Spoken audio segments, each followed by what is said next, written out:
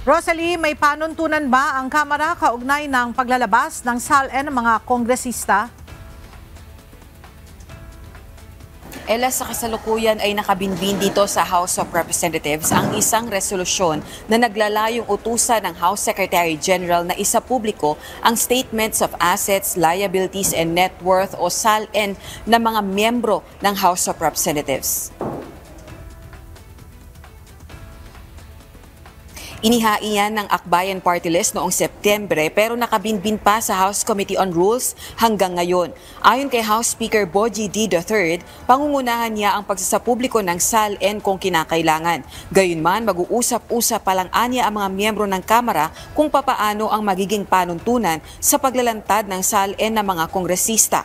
Kasunod nga yan ang pagtatanggal ni Ombudsman Crispin Remulla ng restriction sa public access ng SALNs ng government officials na ipinatupad ng pinalitan nito sa pwestong si Samuel Martires. Pero ang panawagan ng bagong ombudsman sa Kongreso, Civil Service Commission, Office of the President at Judiciary, i-align ang practices ng mga ito sa kanilang polisiya kaugnay ng SALN. Giit naman na Makabayan Block, long overdue o matagal na itong dapat ginawa ng ombudsman.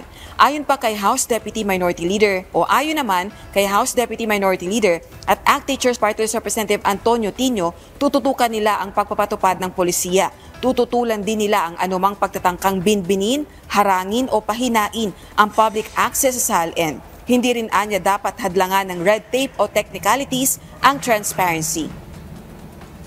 Ella, naniniwala naman si House Infrastructure Committee Co-Chairperson at Bicol Saro Party List Representative Terry Ridon na kahit walang ipasang resolusyon ay pwede namang bumuo ng panuntunan ang liderato ng House of Representatives kaugnay ng pagsasapubliko ng SALN ng mga kongresista.